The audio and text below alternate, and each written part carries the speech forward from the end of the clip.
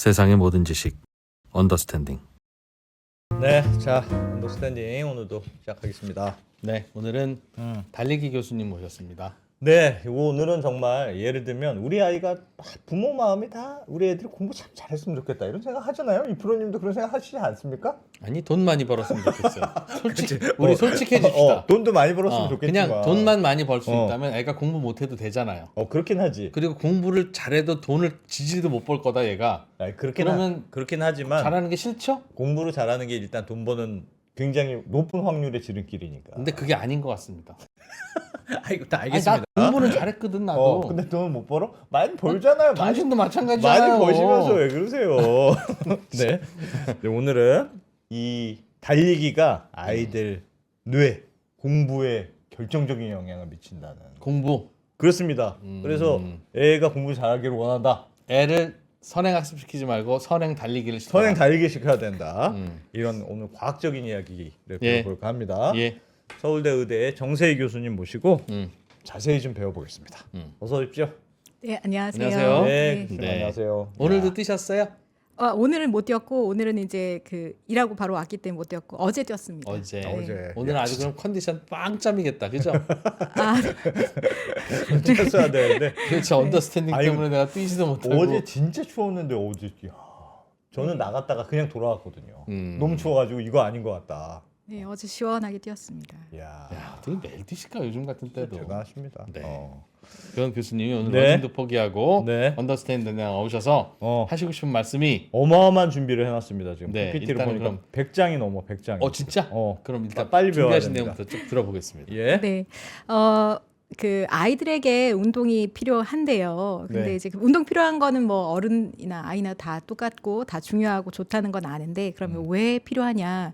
특히 이제 뇌 관점에서 왜 필요하냐 이 말씀을 드리려고 하는데 사실 오늘은 이제 제가 준비하다 보니까 내용이 많아가지고 오늘 그 얘기를 다 해드릴 수는 없을 것 같고 이제 오늘은 좀 이제 개론 혹은 좀 서론에 대한 내용이 될 수도 있을 것 오늘 같습니다. 1부, 오늘 네, 그래서 다음에 2부 또 있다. 네, 다음에 애 이제 달리기 시키는 거를 1부, 2부로 나눠서 배운다고요? 그렇습니다. 그럴 일인가? 그럴 네. 일입니다. 이거 들어보겠습니다. 지금. 네, 다음에 운동을 하면 공부를 잘하게 되는가 뭐 이런 내용을 예. 다음번에 하고요. 오늘은 예. 그 전 단계로 얘기를 하겠습니다. 혹시 이거 기억나시는지 모르겠습니다. 쥐들의 놀이터네. 쥐들이 놀이터가 많이 있으면 뇌가 좋아진다? 예, 네. 이게 이제 풍요 환경, enriched environment라고 하는 풍요 환경인데요. 여기 제가 써놓은 것처럼 뇌 건강이나 뇌 가소성을 높일 목적으로 조성한 실험 환경입니다. 그러니까 예. 보통 실험 쥐를 사육하는 환경이 이렇지는 않거든요. 굉장히 단순한 이제 철제, 철제나 플라스틱 우리에 넣고 사육을 하는데 이런 이제 풍요 환경이라고 되어 있는 이런 환경이 쥐의 뇌를 더 건강하고 회복을 잘하게. 그러니까 예를 들면 이 쥐한테 뇌졸중을 만들어 놓고 예. 그 뇌졸중 이후에 회복을 더 잘하느냐 이런 것들을 볼 때 이런 풍요 환경에서 이 쥐들을 사육하는 거죠. 근데 이제 이 풍요 환경을 보시면 예. 일단 쥐가 많습니다. 케이지가 커가지고 보통 사육하는 것보다 많은 쥐가 한꺼번에 들어가고요. 친구들이 많고, 네, 친구들이 많고요. 그래서 서로 사회 관계를 더 많이 형성을 하게 되고, 예. 그리고 이런 파이프, 장난감 뭐 이런 것들이 많아요. 그래서 보통 사육 그 케이지는 이렇지가 않은데 거기에 장난감을 많이 넣어서 얘네들이 이제 이런 것들을 탐색하기도 하고 놀기도 하고 그렇게 하고 또 쳇바퀴도 있습니다. 그래서 뭐 원하면 가서 이제 달리기를 할 수도 있고, 그다음에 또 이제 여기는 그려져 있지 않지만 먹이를 이곳 저곳에서 주기도 하고 먹이를 되게 다양하게 주고 이런 여러 가지 조건들을 다 이제 좋게 만들어 준 거죠. 그래서 이렇게 환경을 좋게 만들어 줄 때 뇌 가소성이 올라가는데 도대체 이 풍요 환경에 이런 다양한 요소 중에 어떤 요소가 뇌 가소성을 높이는가가 있었고 뇌 가소성이라는 게 정확하게 어떤 거예요? 뇌 가소성은 뇌는 이제 모양은 처음부터 태어날 때부터 그 모양 거의 그대로 가지만 사실 뇌 내에서는 어마어마한 변화가 평생에 걸쳐서 계속 일어납니다. 예, 뭐 신경이 생겼다가 없어지기도 하고 예. 또 신경과 신경 사이에 어떤 연결이 생겼다가 끊어졌다가 뭐 더 공고해졌다가 뭐 좀 없어졌다가 뭐 이럴 예. 수도 있고 그런 여러 가지의 변화들이 되게 다이나믹하게 일어난다라는 뜻의 이제 그 말이 뇌 가소성인데 가소성이라는 것이 이제 플라스틱하다 이렇게 잘 모양이 바뀌고 모양이 바뀐다기보다는 하여튼 어쨌든 잘 변한다라는 특성인데 가소성이 좋아야 머리가 좋은 거예요? 그렇죠. 예. 음. 그런데 이제 이런 풍요 환경에 아까 설명드렸던 여러 가지 요소들이 있는데 그 요소들 중에서 뇌 가소성을 높이는 요소가 과연 무엇인가가 궁금했던 그중에서? 연구진들이 예. 네. 보면 이제 아까 말씀하신 대로 많은 주가 있으니까 사회적 자극도 많아지고 또 인지 자극, 그러니까 새로운 물건을 탐색하거나 뭐 기억하거나 이런 예, 인지 자극도 예. 많아지고 그다음에 감각적인 자극, 뭐 시각 자극, 게다가 운동 이런 여러 요소들이 다 있는데 이 중에서 이 중에? 뭐가 제일 효과가 그렇죠. 있느냐? 그걸 궁금했던 연구진들이 아. 이제 이 조건을 하나씩 빼가지고 이렇게 다른 조건들을 만들어서 이 조건들 중에서 과연 어떤 경우에 새 신경세포가 제일 잘 만들어지느냐를 본 거죠. 그래서 그냥 일반 케이지에 키운 대조군 예. 그리고 쳇바퀴만 빼고 나머지 요소를 다 둔 풍요 환경 그리고 쳇바퀴만 둔 환경 그리고 모든 요소가 다 갖추어진 풍요 환경 아. 이렇게 네 개를 비교를 해서 달리기만 했느냐, 네. 이것저것 다 했느냐. 그렇죠. 네. 그렇게 해서 봤더니 결국 이 run 그리고 EER 요 두 가지가 다 쳇바퀴가 들어 있는 환경입니다. 근데 다른 요소는 아니고 쳇바퀴만 있으면 그러니까 쳇바퀴만 있어도 되고 아니면 쳇바퀴와 다른 요소가 같이 있던 간에 하여튼 쳇바퀴를 둔 두 조건에서만 성체 주위의 해마라고 하는 기억 중추에 신경 세포가 와. 새롭게 더 오. 많이 생긴다. 아니 저 말은 달리기 외에 다른 요인은 그렇게 중요한 네. 요인이 아니라는 뜻이네요. 그렇죠. 그래서 온리 달리기만 쳇바퀴만 던져줬는데도 쳇바퀴가 있으니까 이제 걔네들이 더 많이 달렸고 어. 그 결과로 이렇게 된 거죠. 그럼 쳇바퀴가 없으면 그 성적이 안 나오고. 네. 그 쳇바퀴를 뺀 게 이겁니다. 네. 그래서 교수님 고로- 이게 예. 채팅창에서 자꾸 질문이 나와서 제가 그런데 저희 채팅창에 모이는 분들이 약간 좀 짓궂긴 짓궂어요. 예. 네. 교수님 그러면 체대생들이 공부 제일 잘하겠네요. 네. 그래서 이제 그 나는- 말씀을 네. 어. 2부에서 아. 예, 그 말씀을 2부에서 해드린다는 거고요. 예. 예. 아, 기대하시라. 이제 오늘은 이제 음. 그에 대한 전반적인 제반의 예. 설명들을 해드리겠습니다. 예. 그래서 이제 달린 주의 아까 이제 신경 세포가 새로 더 많이 생겼고 또 그 해마의 조직에서 BDNF라는 그러니까 새로운 신경 세포가 잘 생기게 만드는 그런 인자가 얼마나 늘었는지를 봤더니 역시 같았고요. 예. 쳇바퀴가 있는 조건에서만 의미 있게 올랐다. 음. 그래서 결론은 쳇바퀴가 결국 이 풍요 환경의 핵심 요소다라는 것이 이제 그런 그 조건으로 이제 실험을 했을 때 나타난 예. 거고요. 그래서 운동이 꼭 필요하다 눈을 운동이 났더니. 필요하다. 예, 이런 어떤 이론적인 배경 뭐 이런 것들이 있는 거죠. 예, 이제 뇌 발달에 대해서 좀 먼저 배워보도록 하겠습니다. 예. 그 동물들이 이 새끼 낳는 광경을 뭐 직접 보시진 않았어도 영상이나 이런 걸 통해서 좀 보셨을 텐데 대부분의 포유류들은 이제 새끼가 태어나자마자 바로 뭐 일어서고 걷고 뭐 심하게는 껑충껑충 뛰기도 하고 이런 모습들이 보이지 않습니까? 그 참 신기해요. 네. 사람은 아무것도 못 하는데 태어나면. 네. 난 쟤들이 너무 늦게 태어나는 게 아닌가 생각되는 너무 거예요. 사람은 너무 빨리 사람이 태어나고. 제때 태어나는 거고 어. 쟤들은 너무 늦게 태어나는 거다. 오히려 사람이 뇌가 성숙되기 전에 태어나기 때문에 그런 거거든요. 왜냐하면 사람은 직립보행을 해서 직립보행을 하다 보니까 골반이 너무 커버리면 안 되거든요. 예. 그러다 보니까 골반의 크기가 제한이 되고 어. 그러다 보니까 그 골반을 통과해서 아이의 머리가 나와야 하는데 아이 머리가 너무 크면 나올 수 있는 그 한도가 있는데. 네. 아. 그 나올 수 있을 정도까지만 커서 애를 낳아야 하는데 예. 이제 골반의 크기 한계가 있기 때문에 아이가 머리가 그래요? 너무 크기 전에 나와야 됩니다. 아. 그래서 그러다 보니 동물들은 이제 뇌성숙이 그래도 좀 충분히 잘 돼서 이렇게 예. 나오는데 사람의 신생아는 사실 아까 말씀하신 미리 것처럼 꺼내는 거예요? 미리 꺼내는 건 아니고요. 그래서 그 태아든 산모든 위험하지 않을 정도에서 나오고 일단 살 수 있을 정도에서 나와서 그 뒤에 양육을 굉장히 잘해야 되는 거죠. 그럼 직립보행을 하지 않았던 시절에 인류가 존재했다면 거기는 한 20개월 후에 아기를 낳았겠네요. 그럴 수도 그래요? 있겠습니다. 근데 이제 어쨌든 사람의 양육이라는 것이 굉장히 비용이 많이 들고 또 많은 사람이 필요하고 뭐 이렇게 그렇죠. 된 이유가 사실은 뭐 이런 사람의 뇌와도 관련이 있는데요. 그래서 아까 보여드렸던 일반적인 포유류 그 새끼들과는 달리 사람 신생아는 사실 보면 정말 할 수 있는 게 아무것도 없습니다. 물론 뭐 이렇게 손바닥을 좀 누르거나 손바닥에 뭐를 갖다 대거나 아니면 발가락 근처를 누르거나 하면 이제 꼬부라져요. 그래서 손도 쥐기도 하고 꼭 쥐기도 하고. 그런데 이게 다 아이의 의도대로 자기가 원해서 움직이는 게 아니라 그냥 어떤 특정 자극에 따라서 반응하는 거죠. 반사. 예. 예. 아무 자기 의지랑 상관없는 반사거든요. 그래서 반사 움직임들이 나올 뿐이지 사실은 본인이 원하는 그런 동작, 자발적인 움직임은 나오지 않습니다. 예.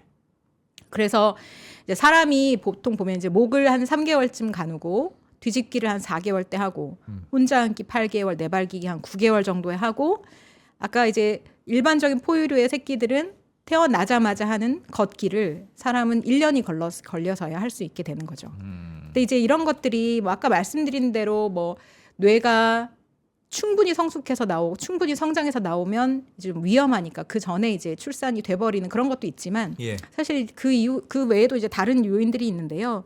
뇌세포를 이제 굉장히 간단하게 도식화해서 그리면 여기가 이제 세포에 핵이 있고 여기서 어떤 무슨 뭐 신호, 정기적인 신호를 이제 보내야 하는데 그 축삭이라고 하는 이 노란색으로 된 축삭이라는 이 신경 섬유를 타고 그 신호가 전달이 되고요. 예. 끝에는 시냅스가 있어서 이 시냅스가 또 다음 신경에게 이 신호를 전달하게 됩니다. 이런 식으로 해서 뇌가 이제 한 세포가 한 세포에서 어떤 특정 회로를 통해서 이렇게 같이 일을 하게 되면서 기능을 하게 되는데 이 축삭이라는 이 구조 옆에는 그걸 싸고 있는 이 마이엘린, 수초라고 하는 부분이 있습니다. 저거의 이런 기능은 것들. 뭔데요?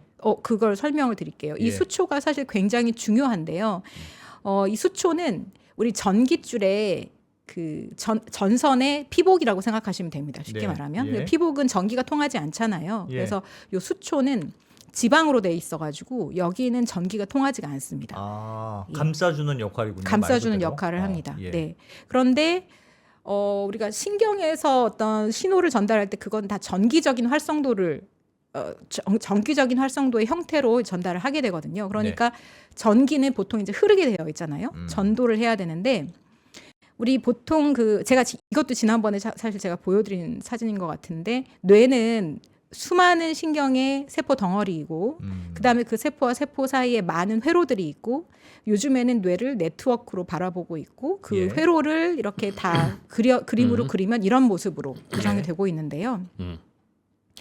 아까 말씀드렸던 이 이제 축삭과 그 축삭을 싸고 있는 수초를 보면 아까 말씀드렸던 것처럼 얘는 절연체라고 말씀을 드렸고 전도는 이 이제 수초에 쌓여지지 않는 요 부위에서만 일어납니다. 그래서 만약에 신경 섬유에 축삭에 수초가 없다 그러면 전기가 이렇게 흐르게 되거든요. 네. 그런데 수초로 이렇게 일부가 쌓여져 있으면 전기는 여기 이렇게 점프를 해서 전도가 되게 돼요. 그래서 이걸 도약 전도라고 하는데 안으로 쭉 이어지는 게 아니고 이어지는 게 아니고요. 아. 예, 그래서 이렇게 연속으로 옆으로 타고 가는 이런 전도보다 훨씬 더 빠른 속도로 전도가 일어납니다. 그래서 점프하는 게요? 네, 점프하는 게 훨씬 더 빠른 전도를 일으키기 때문에 그래서 보통 웬만한 신경들이 이런 무수신경, 그러니까 수초가 없는 신경보다 유수신경이라고 해서 이렇게 수초로 쌓여져 있는 신경들이 훨씬 더 빠르게 신호를 전달하고 효율적으로 신호를 전달합니다. 그래서 이 수초가 굉장히 잘 쌓여져 있는 게 되게 좋거든요. 수초가 건강하고 신경을 잘 감싸고 있는 것이 되게 중요한데 예. 아까 말씀드린 대로 기본적으로 이렇게 수초가 없는 무수신경과 수초가 있는 유수신경 사이에는 유수신경이 훨씬 신경 전도가 빠르다는 말씀을 드렸고요. 근데 이런 유수신경에서 이런 수초들이 뭐 병이라든지 뭐 아니면 어떤 조건에서 파괴가 되는 일들이 생겨요. 예. 그래서 이렇게 파괴가 되거나 혹은 수초가 뭔가 부실하거나 그러면 아까 말씀드린 이런 도약 전도가 잘 일어나지 않으면서 여러 가지 이제 신경 이상 증상들이 생깁니다. 그래서 우리가 보통 뭐 디스크로 다리가 저린다 뭐 이런 것들 있잖아요. 그것도 예. 사실 디스크 때문에 이 신경에 이런 수초가 파괴되거나 수초가 파괴되다가 그 안에 축삭까지도 파괴되기도 하고 그러면 이제 그런 증상들이 나타나는 거거든요. 그래서 신경이 있는 곳은 어디든 이런 이제 수초화가 되기 때문에 예. 이게 뭐 중추신경 그러니까 중추신경은 우리가 뇌와 척수를 말하는데 이런 뇌와 척수에서도 그런 수초가 되게 중요하게 그리고 말초신경에서도 또 중요하게 되는데 예. 예를 들면 뇌 MRI를 찍었을 때 이렇게 희끗희끗하게 보이는 병변들이 뇌나 척수에 이렇게 있는 경우 이런 것들이 이제 탈수초병이라고 해가지고 예. 이런 것들이 생길 수도 있고 또 말초에서는 이런 발 변형이라든지 아니면 이렇게 발등을 들어 올려야 되는데 그게 안 되는 발의 어떤 마비라든지 운동마비, 감각마비 이런 것들이 생기는 이유이기도 합니다. 저 말씀하셨던 수초가 있으면 속도가 빨라지는 거예요? 네, 생각의 속도가 그 전파가 뿅뿅 그러니까 점프해서 뇌가 간다는 게. 어떤 기능을 할 때 뭐 정보를 전달할 때 그것이 효율적이고 빠르게 전달이 돼야 되는데 너 머리가 빨라. 이 잔머리 잘 굴러. 이런 거 할 때 뭐가 예. 이렇게 착착착착 머리가 뭐 기억도 계산이 빨라. 마찬가지고 학습도 마찬가지고 뭐 예. 잔머리도 마찬가지일 테고 뇌가 하는 모든 일은 어쨌든 신호 전달이 빨리 됐을 때 제대로 됐을 때 일어나는 것이니까요. 그래서 이런 것들은 이제 운동 신경에서 이런 일들이 생기면 이런 마비나 변형이 예. 생길 수도 있고 그러니까 예. 그 신경이 무슨 일을 하느냐에 따라서 결과는 다 다르겠지만 예. 그런데 어쨌든 뇌신경에서는 이제 뇌가 기능하는 그러니까 우리가 보통 뇌의 기능은 학습이라든지 뭐 사실 이런 병이 있는 분들은 마비가 생기기도 하거든요. 예.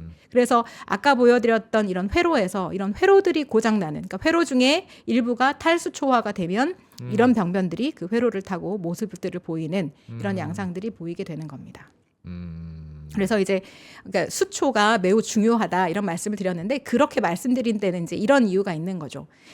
어렸을 때 뇌는 이제 크기도 작기도 하지만 그리고 예. 아직 뭐 어른들처럼 분화도 잘 되어 있지 않고 이런 것도 있는데 이 수초화가 굉장히 오랜 시간에 걸쳐서 생깁니다. 그러니까 뭐 보통 만 30은 돼야지 30세는 돼야지 수초화가 완료된다라고 그래요? 하거든요. 그럼 네. 30세까지 머리가 계속 자라는 네. 거예요? 계속 커지진 않지만 어. 발달하는 거죠. 사이즈가 커지진 않아도 발달을 하는 겁니다. 그래서 보시면 이 MRI는 지방이라는 성질이 있는 부분을 하얗게 보여주는 그런 MRI 촬영 방식인데 생후 1주째 보면 그 하얗게 보이는 데가 아주 조금밖에 없죠. 그러다가 3개월이 되면 좀 더 많아지고 1년이 되면 좀 더, 2년이 되면 더 많아지고 10년이 되면 그러니까 10세가 되면 더 많아지는. 그러니까 이걸 보고 수초화가 어디까지 진행이 되고 있구나. 수초화가 요 나이에 맞는 수준으로 진행되고 있다. 혹은 그거보다 뒤진다. 뭐 이런 것들을 이 MRI를 찍어보면 알 수 있습니다. 수초는 하얗게 보여요? 수초가 지방으로 되어 있기 때문에 지방질이기 때문에 이 MRI에서는 지방을 밝게 보이게 하는 MRI 촬영 기법이라서 이렇게 사진을 찍으면 이제 밝게 보이는 부분이 수초화가 된 곳이구나 이렇게 알 수 있습니다. 야, 저거는 30살까지만 되고 그 이후로는 더 이제 좋아지는 완료되는 거죠. 완료되는 거예요? 예. 야. 그러니까 키가 뭐 다 큰다 뭐 이런 것처럼 그 뒤로 키가 더 크지 30 않는 것처럼 이후에는 뭐 노력해도 안 되겠네. 아직 머리가 좋아지는 다른 측면에서는. 방식으로 좋아질 수는 있죠. 아까 예. 뇌 가소성이라는 것이 어떤 뇌의 뭐 수초화 요 하나만을 얘기하는 것은 아니기 때문에 네. 다른 방식으로 뇌 가소성을 계속 유지해서 머리가 할 수는 좋아질 수도 있으나. 있습니다. 네. 그럼 30살까지 멈춰지는 것에 머리 좋아짐과 은 네. 하드 30살 이후에는 요렇게는 안 좋아져 그렇죠. 라고 하는 그 썸띵과 예. 야 30살 이후에도 노력하고 운동하고 그럼 좋아져 하는 그 썸띵은 어떻게 다릅니까? 좋아지는 아까 방향이 이제 다를 것 같은데. 맨 처음에 보여드렸던 풍요 환경에서 예. 그러니까 그 신경세포가 뇌에서도 성인기에도 새로 자라는데 그런 것들이 운동과 같은 어떤 특정 조건이 들어가면 더 많이 생긴다. 뭐 이런 것들이 이제 뇌가 더 건강해질 수 있는 방법이죠. 수초화는 이미 완료가 돼 있어서 더 이상 수초화가 진행될 것을 기대할 수는 없지만 예. 뭐 새로운 신경세포가 새로 생긴다. 만들어지고 더 많이 진다거나. 생긴다. 혹은 신경과 신경 사이의 연결이 더 잘 된다든지 그런 건 이런 나중 것들. 된다. 네. 수초화가 계속 심화되면 뇌에 뭐가 좋아집니까? 겉으로 보기에는 야 너는 수초화가 잘 됐구나 애가 이런 거 보니까 그런 특징이 뭐예요? 그러니까 수초화 잘 된 뇌와 약간 느낌이 인터넷망에 안 됐네. 잘 깔려져 그런 것 있는 같은 그런 거죠. 느낌 네, 같아요. 그런 거죠. 그러니까 아까 이제 예를 들면 아까 아이들이 못 가누기가 3개월 정도는 돼야지 못 가누기가 되고 예. 그다음에 한 1년은 돼야 이제 서서 걸을 수 있다라고 말씀드렸잖아요. 그렇게 할 수 있는 이유가 그리고 이제 예를 들면 신동 음악의 신동이라고 했을 때 신동 보통 몇 살 정도 됐을 때 신동이라고 저희가 부르죠? 5살. 5살 그죠? 뭐, 5살 한 10살 7살 뭐 이런 애들. 근데 그런 아이들이 신동일 수 있느냐? 그럼 그 아이들이 신동인데 왜 3살은 없고 2살은 없느냐? 왜 한 5살에서 7살이지? 궁금하시지 않으세요? 그때쯤 돼야 그래도 뭐 애가 조금 뭘 해도 하지. 그렇죠. 2살이 뭘 합니까? 그러니까 그때 뭘 하느냐는 할 수 있어야 뭘 할 수 있는 그렇죠. 거잖아요. 할 그렇죠. 조건이 돼야지. 예. 근데 그 조건이 뭐냐면 그 대뇌 피질로라고 하는 운동에 굉장히 중요한 회로가 있어요. 예. 대뇌 피질에서 이제 그 팔 다리 그러니까 척수까지 내려오는 굉장히 중요한 운동의 명령을 전달하는 회로인데 예.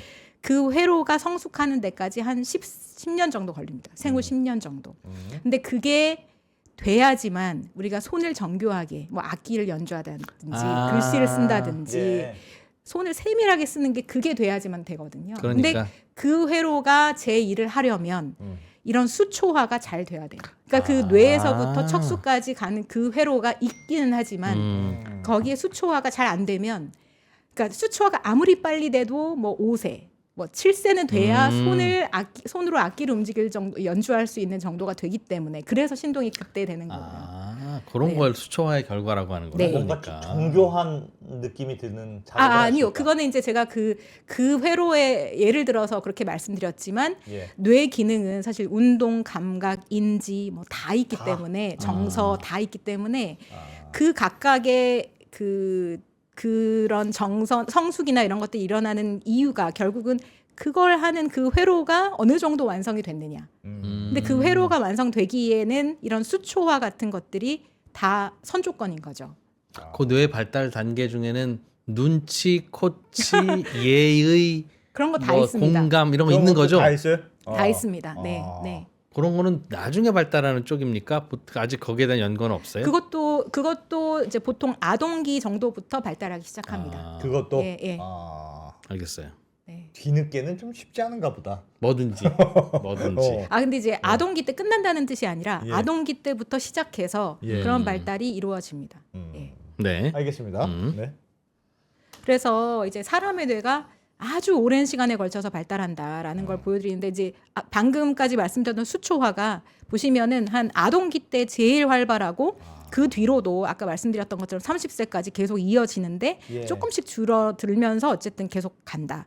그다음에 스냅스 아까 신경과 신경 사이의 연결이라고 말씀드렸는데 그 스냅스도 굉장히 오랫동안 계속 형성이 된다. 예. 뭐 그 전 단계의 뭐 뇌 발달 단계들도 다 있고요. 그래서 보시면은 여기가 이제 여기가 12세, 여기 18세인데 보시면 뇌가 성숙되기까지는 뇌가 발달하기까지는 정말 굉장히 오랜 시간이 걸립니다. 야, 네. 그래서 대부분의 포유류와 사람이 다른 이유가 이제 이런 뭐 여러 가지 이제 그런 뭐 기전들이 있는 거고요. 자, 뇌발달 뭐 초창기 뇌발달에 대해서 좀 말씀을 드렸는데 혹시 제가 지금 그림 하나를 띄워놨는데 이게 뭔지 좀 알아보실 수 있을까요? 뭐 맞춰보시겠어요? 저게 무슨 그래프일 것 같냐? 네, 사람 나이와 관련된 건가? 예, 오른쪽 X축이 나이입니다. 그리고 이제 여기 보시면 퍼센타일로 되어 있고 여기는 이제 수치이고요. 무슨 예. 수치가 저게? 예. 대략 한 보면은 TH가 뭘까 저게? TH는 퍼센타일. 그러니까 여기가 중위 값이고요. 예. 여기가 상위 3%, 여기가 하위 3%, 뭐 이렇게 되는 거죠. 그래서 이제 상위 3%에 속하는 사람이 뭐 18세 때는 여기고 뭐 이렇게 그려지는 거고 네. 이게 뭐냐면 이제 성장 도표입니다. 그래서 왜 애들 키, 몸무게, 뭐 머리둘레 이런 것들이 얘가 이제 병원에 갔는데 얘가 상위 10%래 뭐 이런 얘기를 하거든요. 그래서 뭐 예를 들면 얘가 지금 6세인데 여기면 뭐 상위 5% 뭐 이렇게 되는 거죠. 예. 근데 이제 이 그래프가 지금 제가 보여드린 그래프는 사실 소아 체질량 지수 BMI라고 하는 지수의 성장 도표입니다. 그래서 남아 그리고 여아 2세부터 18세까지의 BMI 체질량 지수를 그림으로 나타낸 건데요. 이 BMI가 뭔지는 아시죠? BMI는 여기 나와 있는 것처럼 몸무게를 미터로 표시한 키 제곱으로 나눈 값이고요. 그러니까 살쪘냐 안 쪘냐 네, 할 때. 그래서 사실 뭐 약간의 문제는 있고 여전히 좀 비판도 많이 받지만 여전히 비만의 가장 뭐 주된 지표, 비만을 가르는 가장 주된 기준이 됩니다. 그런데 보시면은 이 50% 그러니까 중위값을 보시면 가장 낮은 지점이 여기고 남아의 경우 여기 그리고 여아의 경우는 여기거든요. 그래서 나이를 보시면 남아는 한 5세, 여아도 한 5세에서 5세 초반 뭐 이렇게 됩니다. 요때 그러니까 제일 마른 거죠 인생에서. 네. 만 5세 때. 누구나 거의 네, 대부분이 그렇다 인생에서 만 5세 즈음으로 제일 말랐다. 예. 그 뒤로는 계속 이제 계속 살이 비만이네? 찌는 겁니다. 네, 살이 찌는 건데. 예. 근데 왜 그러면 5세쯤에 제일 마르느냐? 예. 뭐 생각해 보시면은 요 하도 애들이 움직이니까 그때는 활발하게 신체 활동이 많아서 키 크느라. 키 크느라 그렇죠. 예, 그런 것들 생각해 볼 수 있겠죠. 먹은 게 키로 가니까라고 예. 표현을 하시죠. 예, 네. 성장하느라고 살이 안 찌고 키로 간다. 뭐 이런 예. 말씀들 많이 하시잖아요. 근데 이제 과연 그런가? 그래서 아. 요거를 한번 볼게요. 요거는 이제 평상시에 우리가 활동을 하지 않고 그냥 가만히 이렇게 앉아 있을 때 네. 에너지를 얼마나 많이 쓰느냐 각 장기별로 이거를 봤는데요. 100% 전체 에너지 중에서 전신의 근육이 쓰는 게 21%인데 뇌가 쓰는 게 21%입니다. 그러니까 뇌는 무게로는 50분의 1이 안 되는 되게 작은 조직이지만 예. 뭐 근육은 뭐 보통 한 2-30kg 되잖아요. 사람 성인에서는. 그런데 그 전신 근육과 맞먹는 에너지를 쓰는 것이 뇌라는 예. 것을 알 수 있고 뇌가 상당히 비싼 애다. 그러니까 에너지 효율이 낮고 굉장히 에너지를 많이 쓰는 에너지 괴물이다라는 예. 것을 알 수 있는데요. 저거 아무 생각 없이 자고 있거나 졸고 있어도 저 20% 네. 써요? 네. 아, 네. 그냥 멍 때리고 있어도 이렇게 쓰는. 그럼 잔머리 막 열심히 굴리고 있어도 한 20% 쓰고. 그거보다는 더 올라갈 겁니다. 머리를 쓸 머리 때는. 많이 쓰면 네, 네. 그래 공부하는 게 그래서 되게 네. 배고픈 일이에요. 예를 들면 공부를 되게 열심히 하고 완전히 치열하게 머리를 쓰고 있으면 한 40이나 50쯤으로도 올라갑니까? 40, 50까지는 안 올라갈 것 같아요. 한 30 정도. 예, 잘 모르겠습니다. 정확한 절대 기본적으로 수치는. 많이 쓰는 거네. 네, 기본적으로 어. 많이 씁니다. 아. 근데 이것도 많이 쓴다고 하는데요. 예. 이제 그 0세부터 60세까지 뇌가 그럼 에너지를 얼마나 쓰냐 나이별로 해봤더니 요 빨간색 선인데요. 보시면 성인기에는 한 아까 21% 정도 쓴다고 했잖아요. 네. 이거는 이제 그런 그 퍼센트는 아니고 그 상대적인 비율인데 한 5세 반 요 정도의 뇌를 많이 뇌가 쓰는구나. 가장 일생에서 가장 많이 에너지를 씁니다. 그때. 그래서 근데 이게 보시면 그래서 아까 그 그래프 요거는 성인이라고 했고 요게 이제 아동 그 0세부터 15세까지 그러니까 아동 청소년기의 뇌가 전체 에너지의 몇 퍼센트를 쓰느냐는 나이인데 보시면 66%를 쓰네요. 뭐 성인기에도 많이 쓴다고 했는데 요 5세쯤에는 66%까지 쓰거든요. 뭐 하는데 뭘 저 쓰는 거예요? 공부로 하는 것도 진짜 아무것도 안 하면서 뭘 한다고 쓰는 어마어마하게 쓰죠. 거예요? 예. 예. 와, 그래서- 먹는 거에 60%가 뇌로 다 가는 거잖아요. 네. 그래서 아까 이제 뭐 그러니까. 크느라 혹은 예. 많이 움직여서라고 했었잖아요. 예. 신체 활동 보면은 여기 파란색 25%, 신체 그거밖에 안 성장은 되네. 2%밖에 안 되고요. 예. 여기 나머지가 이제 기초 대사인데 그 중에 상당수가 뇌다 이런 겁니다. 그래서 아동기에는 뇌가 그만큼 에너지를 많이 써서 그 네. 소모가 많다 이거고요. 채팅창에는 공룡 이름 외우느라고 다 쓴다.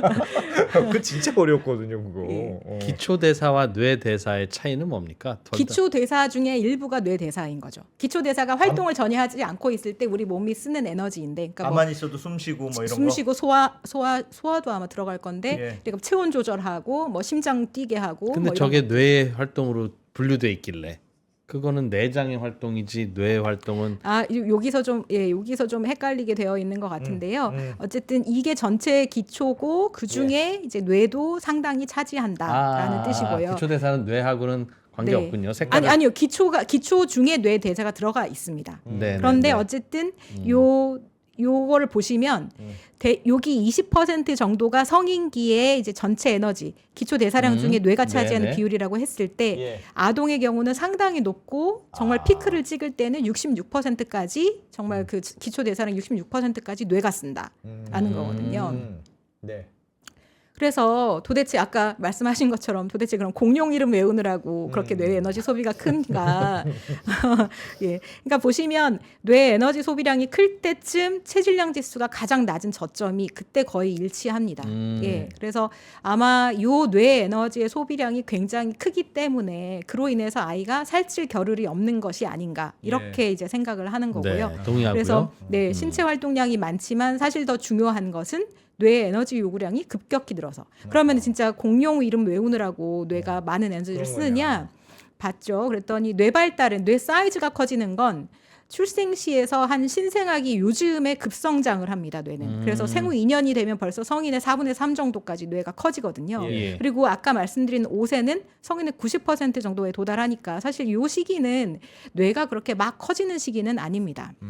다 컸다 이거죠. 네, 사이즈로는 벌써. 뭐 그렇게 급성장이 아닙니다. 이미 지났는데 이때 이 뇌 에너지 요구량이 급격히 느는 이유는 인지 발달에 필요한 뇌의 변화가 굉장히 드라마틱하게 일어나고 있기 때문이다. 그러니까 뭐 무슨 말이에요? 그러니까 공룡 아까 말씀드린 공룡을 외우고 뭐 이런 뇌의 활동을 하는 게 아니라 예. 뇌가 그때 막 발달을 하고 있기 때문에 드라마틱한 발달을 하고 있기 때문에 거기에 뭐 예를 들면 아까 뭐 수초화라든지 막 이런 일들이 뇌에서 막 일어나는데 예. 그런 데에 드는 에너지가 너무 많이 필요하다는 거죠. 저 때 잘 못 먹으면 뇌도 발달을 못 하겠네요. 네. 그래서 소화기의 영양 굉장히 중요하고 예, 왜냐하면 이렇게 뇌가 정말 많은 에너지를 필요로 하는 시기이기 때문에 예. 아이들한테 충분한 영양을 공급해야 되는 이유이기도 하고요. 예.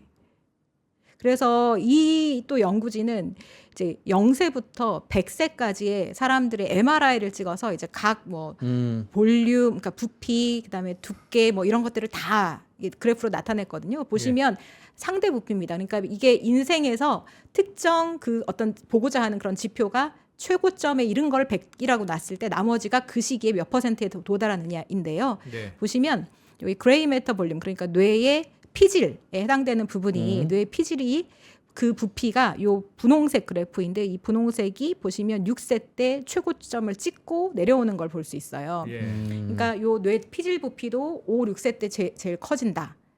그다음에 그때를 정점으로. 네. 예. 그다음에 이제 뇌는 아까 시냅스 형성이 굉장히 중요하다는 말씀을 드렸는데 이 시냅스 뇌 안의 시냅스를 나이에 따라서 이렇게 보면 6세 때 굉장히 빽빽했다가 그 이후에 오히려 밀도가 떨어집니다. 예. 그러니까 이때는 정말 빽빽한 그 신경 그 시냅스 형성들이 막 되어 있다가 이게 없어지는데 그 없어지면 그럼 나빠지는 거 아니냐 이렇게 보실 수 있는데 그게 아니라 불필요하고 의미 없는 연결을 할 필요가 없잖아요. 예. 나는 저런 경험이 있어요, 교수님. 네. 뭐 나 진짜 경험이라고? 날 믿어주세요. 네? 제가 7살, 8살 때쯤이면요. 네. 잠자기 전에 2시간 내내 무슨 공상을 했냐면 도대체 인간은 살다가 100살 막 죽고 또 죽고 또 죽고 그러면 도대체 이 우주와 이 인간들은 어디로 왔다가 어디로 가는 것이며 이 우주는 누가 만든 거고 도대체 이게 뭐냐 그런 생각으로 도저히 풀 수 없는 미스테리라서 가득 생각했던 기억이 있어요. 네. 요즘엔 그게 어떻든 나랑 무슨 상관이란 말이냐라고 생각을 안 합니다. 요즘에 해봐야 뭐 그게 뭐 어쩌라고. 네. 네, 굉장히 좋은 은유인 것 같습니다. 딱 저거인 것 답변인 같습니다. 네. 네. 그래서 6세 요 무렵에 이렇게 정말 빽빽하게 시냅스를 형성을 했다가 다 가지를 칩니다. 아, 얘는 필요 없는 거야. 이거는 불필요한 굳이 건. 그렇지, 굳이 그렇지. 연결할 이유가 없어. 이렇게 해서 의미 있는 것만 남기고 또 가지를 치는 단계가 그 뒤에 이뤄지고요. 아하.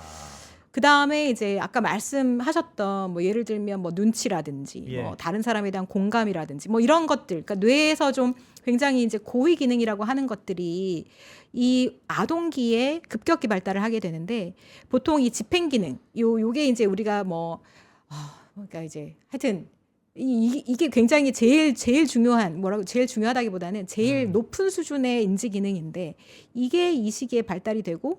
그거의 선조건이 사실 주의 집중력이거든요. 근데 주의 집중력은 좀 더 일찍 발달을 하고 예. 그다음에 보시면 뭐 예를 들면 인지적 유연성, 그러니까 내가 어떤 걸 했다가 잠깐 또 딴 거 했다가 또 금세 돌아와서 다시 할 수 있고 이렇게 되게 유연하게 어떤 과제들을 처리할 수 있는 그런 능력. 그다음에 목표를 설정하고 그다음에 어떤 정보에 대해서 정보를 처리해 가지고 그걸 어떻게 다루고 뭐 이렇게 근데 목표에 이게 맞게 가고 있는지 그렇지 않은지도 점검하고 뭐 이런 류의 다양한 기능들이 이 5세에서 한 10세 사이에 급격히 굉장히 빠르게 발달을 하는데 이 집행 기능을 해주는 데가 전전두엽이거든요. 그래서 전전두엽이 아동기에 굉장히 많이 발달을 하고 또 그때 에너지가 또 높습니다. 에너지 요구도가 높습니다. 그래서 지금 말씀드린 이런 일련의 과정들이 아동기, 아까 그 체중이 아니라 체질량 지수가 저점을 찍는 그 시기에 뇌에서 막 일어나는 그런 활발한 변화들이 되는 것이고요. 뇌는 사실 모든 기능이 동시에 발달을 하는 것이 아니라 순서가 있어서요. 예. 여기 보시면은 시각이 제일 먼저 발달을 하고, 그다음에 청각이 발달을 하고, 그다음에 언어, 그리고 이제 인지 기능과 같은 이 전전두엽이 하는 그런 일들이 발달을 합니다. 그래서 그런 순서들이 있고요. 그래서 아동기 뇌기능 발달에는 감각이나 운동 기능이 먼저 발달을 하고 아하. 그 다음에 이제 복잡한 인지 기능이 발달하는 순서 예. 이런 순서를 꼭 밟게 되고 있고요. 그다음에 5세에서 7세 우리가 계속 얘기하고 있는 그 아동기에는 그 전까지 이제 감각 같은 지각 정보에 의존하던 아이가 추상적인 사고를 시작하게 되고 우주란 무엇인가? 네. 어허. 그리고 부모로부터 이제 독립적이 되고 그래서 또래 혹은 다른 어른들과 복잡한 사회적 관계를 맺을 수도 있게 되고 그렇게 그다음에 그 전까지는 자기만 알고 자기 생각만 할 수 있는데 그 다음에는 이제 이 시기가 되면 아 다른 사람은 어떻겠구나 이게 타인의 관점을 이해할 수 있는 능력이 생깁니다. 예. 그리고 뭐 추론이나 아까 말씀드렸던 집행 기능, 감정 조절, 사회적 인지 이런 것들이 이제 공감이 될 텐데 이런 것들이 그 이후에 드라마틱하게 발달을 하게 됩니다. 야. 저 때가 진짜 기억나요? 중요하구나. 진짜 중요해. 예. 근데 재밌는 건 예. 사람이 이제 그러다가 이제 사망하잖아요. 예. 그 돌아가실 무렵이 되면 다시 어린아이가 돼. 저게 완전히 대칭으로 거꾸로 움직이더라고요. 어린아이처럼 되죠. 희한하게도. 네. 그래서 아동기 저체중의 비밀은 바로 뇌 발달에 있었다. 뇌 발달하느라고.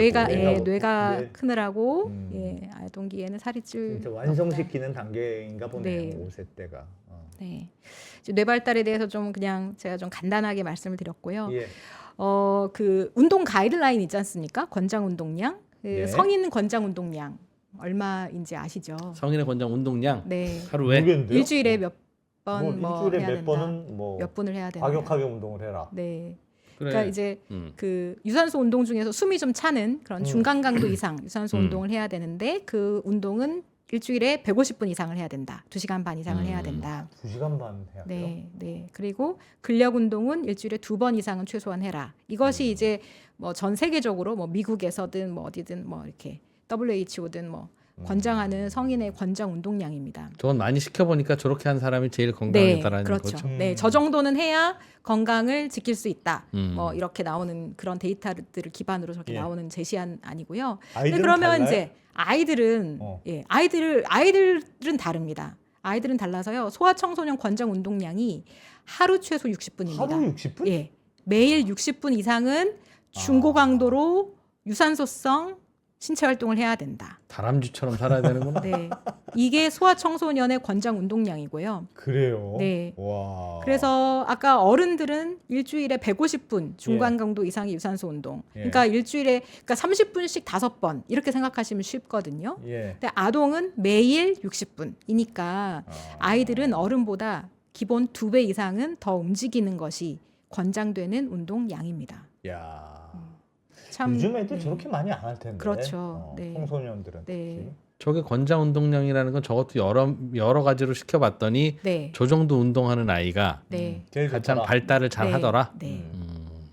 이 실제로 저런 이게 뭐 외국 얘기가 아니라 우리나라에도 이미 똑같이 내용이 있습니다. 아동 청소년 6에서 18세는 중강도 이상 유산소 신체 활동을 매일 60분 이상 해야 됩니다. 예. 그대로 우리나라에서도 권고가 되고 있는데 그렇지만 현실은 현실을 좀 보여드려야 될 것 같아요. 뭐 지금 다 아시지만 뭐 네. 우리 주변의 학생들이나 아이들 봐도 다 아시겠지만 예. 이게 2016년에 그 란셋에 실린 이제 데이터고요. 이 보시면 이게 아까 그 권장 운동량을 말씀드렸지 않습니까? 예. 그 권장 운동량이 미달하는 아이들의 비율을 나타낸 건데요. 보시면 북미 뭐 이런데 그다음에 유럽 뭐 인도 이런 곳은 75% 미만입니다. 그러니까 한 25% 넘은 아이들은 그래도 운동 권장량을 채운다라는 건데 우리나라 여기 있고요. 그다음에 여기 필리핀인데요. 여기는 90%가 넘는 아이들이 이제 그 권장량을 미달한다. 이 남아의 경우이고요. 여아는 보시면 이제 한결 좀 색깔이 바뀌었죠. 여아들이 보통 남아보다 신체 활동이 적기 때문에 보시면 90% 넘게 미달하는 나라가 꽤 많습니다. 당연히 우리나라 들어가 있고요. 저게 꽤 많이 못 지키나 보네요. 네, 많이 다른 못 나라도. 지키 다른 나라도 많이 못 지키는데요. 그런데 이 아까 이제 저렇게 보면은 우리나라가 확 안 와닿으실 것 같아서 예. 이렇게 이제 등수를 매겨 보면 남아의 경우는 필리핀이 꼴찌, 우리나라가 145등. 146개국 중에서 145등이고요. 이야. 여아의 경우는 꼴찌. 그래서 이제 남녀를 합쳐서 전체 그냥 청소년을 하면 전 세계 꼴찌가 우리나라입니다. 그래서 우와. 제일 세계에서 제일 운동을 제일 안 하는 나라. 이게 몇 세부터 몇 세까지 한 거예요? 11세부터 17세까지입니다. 아, 11세면 딱 초등학교 4학년 이상부터. 이제 만 11세니까 한 뭐 초등학교 6학년 정도 되지 네. 않았을까요? 예, 아. 그때부터 해서 청소년기. 그래서 한국이 제일 운동을 안 한다, 애들이. 저 근데 1등이 방글라데시, 뭐 3등이 슬로바키아 그러고 있는데 네. 방글라데시와 슬로바키아의 아이들은 놀라울 만한 탁월한 썸띵, 특히 한국 아이들이 보여주지 못하는 걸 보여줘야 되지 않습니까? 저 정도라면 이게 유효하다고 열심히 뛰고 필요하다면? 있으니까. 네. 이제 운동만 하면 공부를 잘한다 하면 이제 그 이프로님의 말씀이 맞는데 이제 그게 그럴 것이냐 이거는 이제 다음 시간에 저기는 시간당 효율이 좋은 거 아닐까? 시간당 효율. 방글라데시 이런 애들은 시간 공부 투입 양 대비 효율성으로. 그러니까 그 놀라움의 결과물이라는 게 시간이 너무 적. 하루에 15분밖에 공부 안 하는데도 이 정도 따라오는 건 대단한 운동 덕분이다. 근데 혹시 이제 그런 건 사람의 아닐까? 기능이 그럴 수 공부에만 있겠네. 있는 것은 그럴 수 아니기 있겠네. 때문에 예. 그리고 뭐 다른 중요한 것들이 많기 때문에 예. 그래서 이제 좀 전인적으로 봐야 될 것 같습니다. 그리고 이제 2달 전에 우리나라 비만 통계가 발표가 되었었는데요. 예. 이게 이제 2024년 그 조사 결과를 이제 2025년 11월에 발표를 한 건데 이 10년 만에 그러니까 전체 비만율이 26.3%이다가 34%가 넘는 수준으로 올라서 한 30% 정도 올랐습니다. 예. 한 10년 사이에. 그리고 이게 성별별로 좀 차이가 있는데 남성이 41%가 비만, 여성이 23%가 비만에 해당이 되고요. 그다음에 이걸 다시 연령별로 쪼개 보면 남성 중에서도 30대, 40대는 반 이상이 이미 비만입니다. 예. 예, 그래서 굉장히 높은, 그러니까 굉장히 비만율이 빠르게 오르고 있다라는 것을 알 수 있고요. 그 비만 집단 중에서 내가 나는 살이 좀 쪘다 이렇게 느끼는 분이 남성이 여성보다 더 낮습니다. 그래서 보통은 이제 3, 40대 아까 말씀드린 것처럼 남성 절반이 비만이지만 경각심은 좀 떨어진다. 남성이 그런 것들을 볼 수 있고요. 이제 성인 뭐 전체 비만율은 이런데 소아청소년만 한번 따로 보겠습니다. 소아청소년 2012년부터 2021년까지 10년간 비만 유병률을 그래프로 나타냈는데요. 예. 요 가운데 파란색 선이 전체고 녹색 선이 남자 청소년 그리고 빨간색이 여자 청소년입니다. 그래서 보시면 2020년, 2019년, 20년, 21년 이렇게 되면서 갑자기 남자 청소년에서 굉장히 빠른 비만율의 그 상승을 보이거든요. 그래서 남아의 비만 유병률이 한 2.5배 증가, 250%로 증가한 거죠. 이렇게 증가한 것을 볼 수 있고요. 그래서 굉장히 빠른 비만의 이것들을 보여서 사람들이 굉장히 이걸 보고 놀랐습니다. 예. 그런데 이제 2014년부터 2023년까지 이 통계가 그 뒤에 이제 업데이트가 됐으니까 이걸 한번 보겠습니다. 아까 제가 보여드린 게 2021년까지 보여드렸고요. 네. 다행으로 이렇게 내려갑니다. 그건 왜 그럴까요? 예, 왜 내려갔을까요? 요 시기가 무슨 뭔가 일반적이지 않다라고 느껴지는데 이 시기는 그래서 보시면 2023년 데이터가 2019년 정도로 수준으로 내려갔거든요. 다시. 예. 근데 그 시기가 바로 코로나 19 팬데믹이었던 거죠. 그때 코로나 때 그러니까 활동 안 하면서 더 올라갔다가 네, 굉장히 비만율이 굉장히 올랐다가 다행히 그 뒤로는 다시 좀 정상화되는 그런 모습을 찾는데요. 이제 코로나 팬데믹 때 그때 이제 기억 다시 되돌아보시면은 아이들 학교 안 갔고 다 그 온라인으로 수업했고 그러니까 하루 종일 뭐 책상에 앉아서 수업을 하던 아니면 뭐 게임을 하던 하루 종일 앉아 있었고 또 외출도 삼가했기 때문에 외출 많이 줄었고요. 스크린 타임 이게 학업에 관련되든 아니든 간에 많이 들었고 그래서 당시의 비만 증가 원인은 아이들의 신체 활동 감소의 측면이 크지 않을까 이렇게 생각을 해볼 수 있죠. 미루어 짐작할 수 있습니다. 그럼 정말 그런가? 그래서 보시면은 질병관리청에서 여기 청소년 건강행태 조사를 매년 하는데 당시에 그 19년, 20년, 21년 그러니까 코로나가 한창일 때 전체 학생 그리고 중학교, 고등학교 이렇게 나눠서 봤을 때 보면 이렇게 유의하게 신체 활동이 줄어듭니다.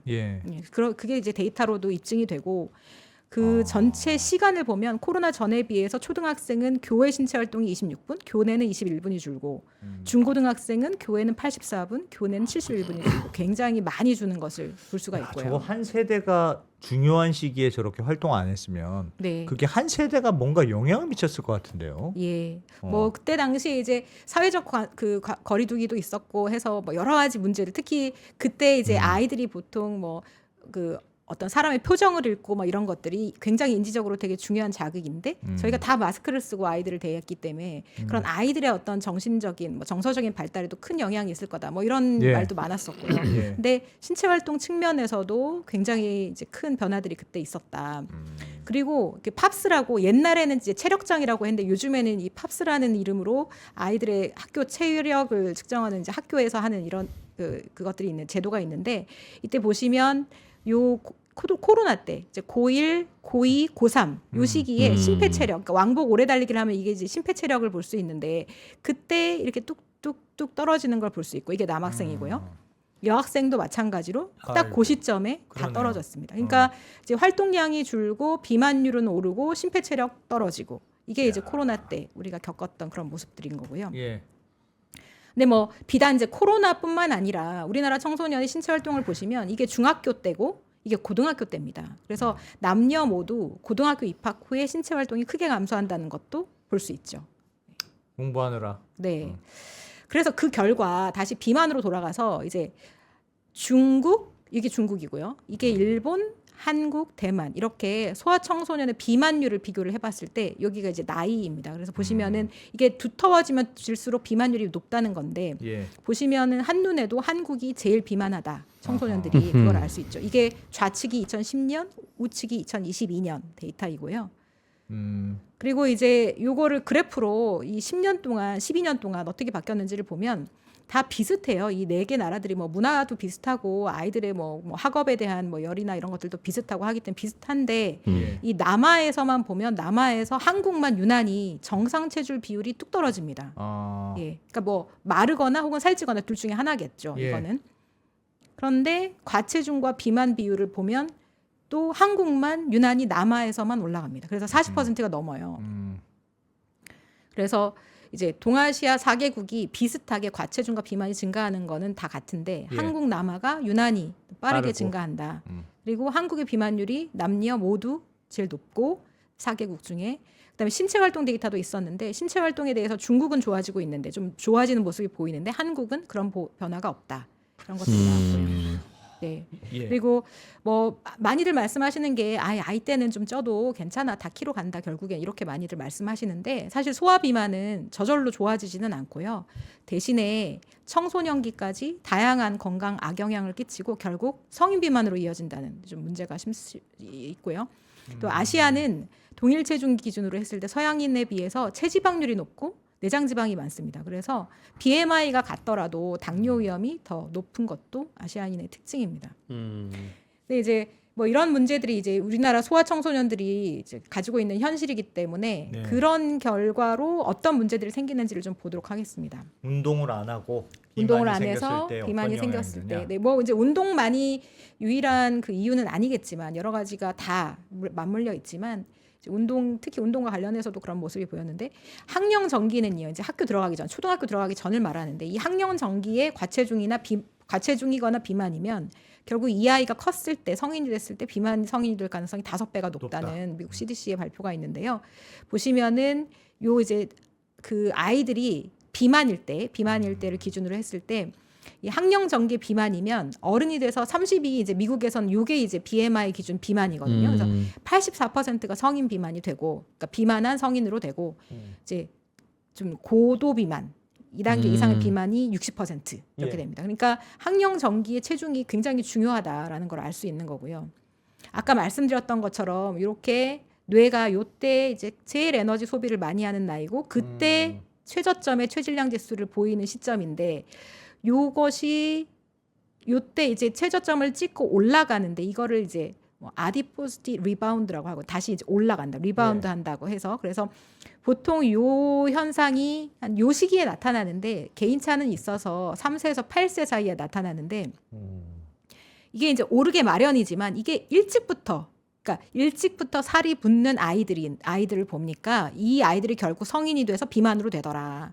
그리고 그 아이들이 결국 나중에 대사증후군의 위험이 굉장히 높아지더라라는 걸 볼 수 있습니다. 그래서 아까 보여드렸던 이게 이제 뇌 발달의 어떤 특징 뭐 이런 걸로도 볼 수 있지만 사실 성인기의 비만을 예측하는 굉장히 민감한 지표로도 쓰이고 있습니다.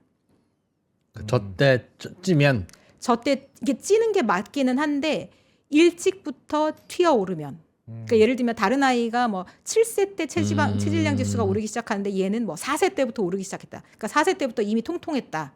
그러면 그 아이는 그 성인이 됐을 때 비만으로 갈 가능성이 매우 높다. 그리고 그 비만은 비만으로 끝나는 것이 아니라 대사증후군으로 갈 가능성이 매우 높다.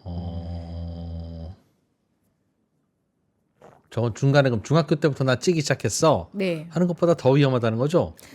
중학교 때도 여기 이제 보면요. 지금 요 그래프는 요 보시면 청소년기 비만입니다. 그러니까 이제 예. 각 시점이 그러니까 우리가 뭐 아동기에 비만은 괜찮다. 아동 청소년기에 비만은 괜찮다. 뭐 이렇게 보통은 보지만 예. 사실 그렇지 않다. 그게 학령 전기에도 그렇고 이렇게 청소년기에도 비만일 때 또 굉장히 성인 이 사람 뭐 예를 들면 15살짜리를 40년 그러니까 55세가 됐을 때 얼마나 심혈관계 질환으로 죽느냐를 봤는데 이때 그 BMI 그 95%이 비만이거든요.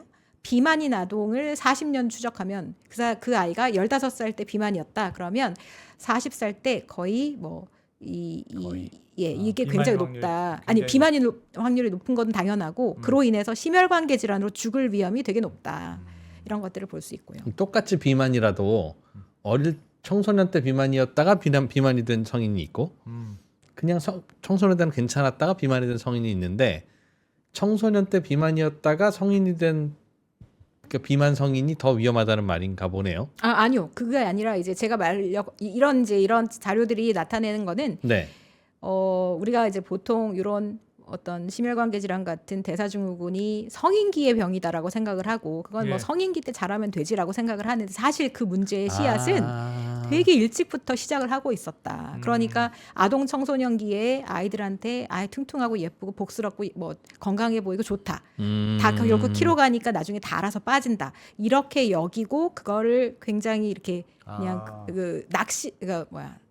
낙관하는 것은 위험하다. 적절하지 않다라는 말이고요. 근데 실제로는 다 알아서 빠져 하면 알아서 빠지다가도 또 비만이 된다는 거네요. 그러니까 아니 뭐 아니에요? 100%는 아니지만 아니에요? 굉장히 높은 확률로 성인기에도 이어진다는 잘 안 거죠. 빠져요. 네. 잘 안 빠진다.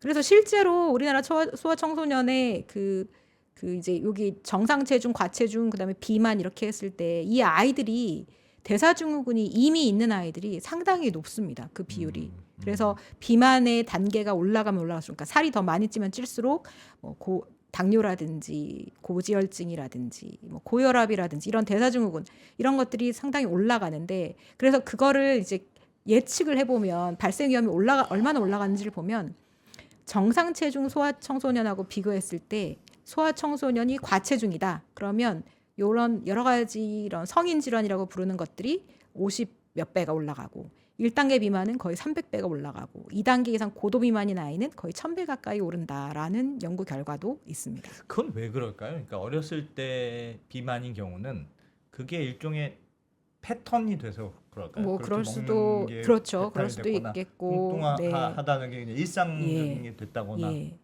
예. 그래서 그럴까요? 이거는 근데 이제 성인기의 대사증후군이 아니라 소아청소년기 대사증후군 발생.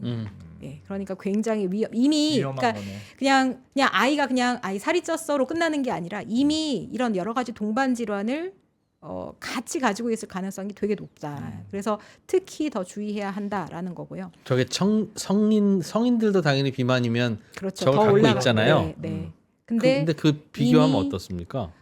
물론 성인보다는 더 낮죠. 그 유병률은 더 낮지만 예. 이 보시면 이제 성인병이라고 우리가 부르는 것은 이거는 이제 소아 때는 생기지 않으니까 성인병이라고 불렀잖아요. 그렇겠죠. 그런데 이 성인병이 더 이상 성인병이 아닌 겁니다. 그러니까 똑같이 비만이야 뭐 그럴 수 있지만 당뇨, 고혈압 뭐 이런 거 다 고지혈증, 이상지질혈증 이런 거 다 성인 때 생기는데 예. 그게 꼭 성인만의 문제가 아니라는 게 요즘에 너무 많이 나타나고 있다는 거죠. 그래서 예전에는 이제 소아인데 어린아이인데 당뇨다 그러면 이제 선천적 거의 뭐 대부분이 그렇긴 한데 뭐 꼭 그렇지는 않습니다만 인슐린 분비에 문제가 있는 일형 당뇨를 말했거든요. 대부분의 아이들인데 아이인데 당뇨다 그러면 일형 당뇨구나 이렇게 생각했었는데 요즘에는 이형 당뇨 그러니까 성인기에 생기는 이 이형 당뇨가 소아기에 굉장히 많이 늘고 있다.